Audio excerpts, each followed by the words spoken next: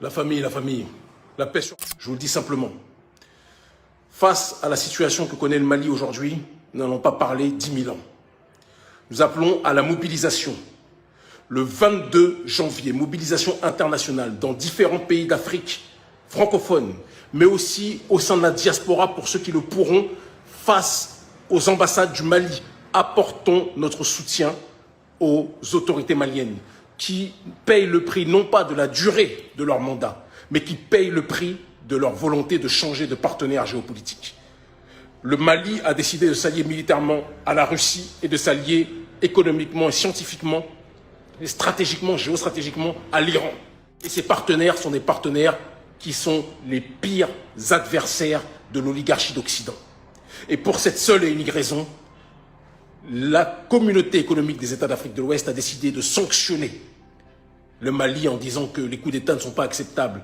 Et quand on sait que ça vient de Nana Akufo-Addo, qui est à la tête d'un pays qui a été plus que jamais consolidé par un homme qui a fait un coup d'État, en l'occurrence Jerry Rawlings, et qui n'a pas respecté les histoires de 5 ans, etc. Il a mis sur pied, il a remis sur pied le pays qui était parti en délabrement, il l'a consolidé et il a fait du Ghana la puissance africaine qu'elle est. Mais ça, Nana Akufo-Addo l'oublie. Tout comme Nana Akufo-Addo oublie, lui qui pourtant a des sorties de temps en temps panafricanistes, mais qui a une politique, comme nous le disons depuis un certain nombre d'années, ultralibérale, d'accord, hystériquement libérale. Nana Akufo-Addo oublie aussi que Muammar al-Kadhafi n'a pas eu besoin d'attendre 5 ans, d'accord, ou de se limiter à 5 ans, pour être plus précis, pour faire en sorte que la Libye soit un grand pays. Il existe des périodes de l'histoire où nous n'avons pas à être dans les histoires de démocratie à l'occidentale. Ce qui compte, c'est la jonction des forces entre la souveraineté africaine issue de la société civile et une volonté patriotique issue de la dynamique des militaires. Et quand ces deux forces s'allient, on va dans une direction d'élévation. Alors nous le disons de manière simple et concrète, il y aura une mobilisation ce vendredi à Bamako, d'accord. Les Maliens sortent dans la rue à l'appel du mouvement Yerewolo, nous appelons au soutien de ces derniers. Et le 22 janvier, nous le disons, le 22 janvier, tous ceux qui le peuvent, je répète, tous ceux qui le peuvent, se mobilisent en Afrique francophone et dans la diaspora, face aux ambassades, pour ceux qui sont dans la diaspora, en Afrique francophone, face aux ambassades maliennes aussi, d'accord. De toute façon, une affiche sera communiquée incessamment sous peu, pour soutenir le Mali, pour condamner cette exaction de la CEDEAO, pour condamner cette exaction de la communauté internationale, parce que la France, ce qui la dérange, je le dis, je le répète, ce n'est pas le coup d'État. Quand ça se passe au Tchad et qu'il n'y a pas d'élection, ça ne dérange pas la France. Quand il y a une violation ou un coup d'État constitutionnel comme celui d'Alassane Dramane Ouattara, ça ne dérange pas la France. Ce qui dérange la France, ce n'est pas le coup d'État d'Assimi Goïta. Ce qui dérange la France, c'est que aujourd'hui le Mali veuille chercher d'autres partenaires. Il y a un moment donné, quand on dit séparation, ça veut dire qu'on ne veut plus vous voir. Quand on dit séparation, ça veut dire qu'on ne veut plus discuter avec vous. Quand on dit séparation, ça veut dire qu'on ne veut plus de vous. Pendant combien de temps, l'oligarchie française, vous allez faire semblant de ne pas comprendre ce que nous disons? Pendant combien de temps vous allez faire croire que c'est la démocratie, que c'est la protection du Mali qui vous intéresse, alors que vous n'avez jamais été intéressé par la souveraineté de ce pays? Intéressé par la souveraineté de ce pays. Vous avez colonisé hier, vous néocolonisez aujourd'hui, vous dépouillez, vous pillez, et vous avez l'arrogance et le culot de vous présenter comme les protecteurs de notre dignité. Nous ne voulons pas de votre aide. Parce qu'avec des amis comme vous, nous n'avons pas besoin d'ennemis. Jeunesse africaine, 22 janvier, mobilisation internationale pour soutenir le Mali. Ne laissons pas le Mali comme nous avons laissé Kadhafi. Ne laissons pas le Mali comme nous avons laissé Kadhafi. Parce que notre peuple aime trop pleurer les entités mortes, mais les combattre de leur vivant. Arrêtons ça. L'Afrique libre ou la mort, nous vaincrons, ils finiront par comprendre. On voudrait avoir une CEDEAO des peuples. Moi, j'étais au lycée de jeunes filles quand l'ancêtre de la CEDEAO est né, la CEAO. Nous avons reçu ici en 1970 Oufek Boigny. Il habitait chez Petit Silla Abadlabou, ça ne nous rajeunit pas. C'est dire que le Mali a toujours pris sa part dans la construction de l'Afrique. Depuis Modibo Keïta, notre hymne national consacre ça, notre constitution l'a confirmé, nous avons été de toutes les batailles. Quand Sékou Touré, quand les Portugais ont agressé la Guinée, c'est le Mali qui est venu au secours de la Guinée. Moi, j'en appelle donc à tous les patriotes africains, à tous les panafricains de se mobiliser parce qu'aujourd'hui, on doit dessoucher la France-Afrique et ça doit commencer au Mali.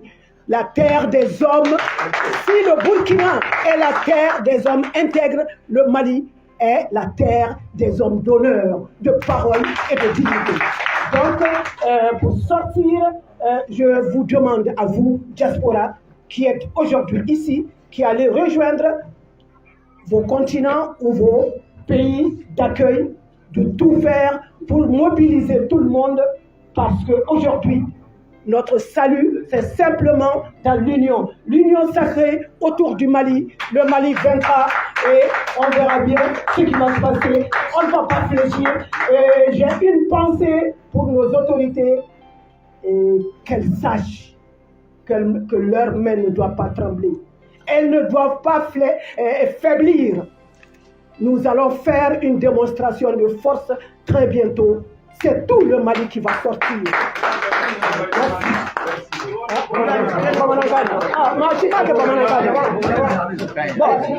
Ne me fais qu'à mon fort. Ne me fais qu'à mon fort de Demseu. Ko daminana amena. Ninaya san biduru ni flying. CEDEAO Mumbefo bi atunte. CEAO de Toubé, Communauté des États d'Afrique de l'Ouest. 1970, vous faites Boigny Nanaya. Où il y a allogé Petit Silla Kasobadlabou à 2 pas d'ici. Bien, on ne peut pas diaspora. Organisé ou pas organisé, on peut yoro au conseil ou CSDM ou au can diaspora. Aïe, Kobe, Kenao Sagira, au Sigirola, au Capé Farabionka. Bite explication ñini munawiye ninke non na blena ambe de wuli kanjo ambe be wuli kanjo ambe fe ka fanga autorité ou président de la transition ani premier ministre ou kana sira ou kana yila parce que doye mo de fara ka ou balma ou sinji ou bla kasola pour que ka troisième mandat soit Macky Sall mot trop fort parce que Macky Sall allait vouloir l'indépendance qu'on fait. Donc, allez tout manquant cadeau, l'inkelewla. Mais, beba de mon besena, amana abella kaliou. Ni ala sonama, nani CEDEAO be faranyona yoro. Una don ko on de taille malien, ko africain bébé on de no fait. Peuple ou be wuli lende kujo. Kabiri suro, on beka demain soro. Kabo Sénégal, Kabo Fo Congo, Niger, Européen, ou Beko Koube Wuli Koujo. France-Afrique, Kabini De Gaulle clé, Phobie, Halissa, No Loube Sira, Antesra, Ante Ila, Amba Fo Beye, Beka Wuli Kijo, Diaspora Fada, Sango Fembe Kota, Amba Fo Walichi Mali Budget Made. Mais aïe ou j'entends au sommet là, à l'autorité, on peut pas faire on va couler, ni français ni droit de nous. Ni quoi, on donne 2 mois à la CEDEAO pour régler tous ces problèmes. Il conviendrait de remercier l'ensemble du peuple malien pour son patriotisme. Communiqué numéro 007 du gouvernement de la transition.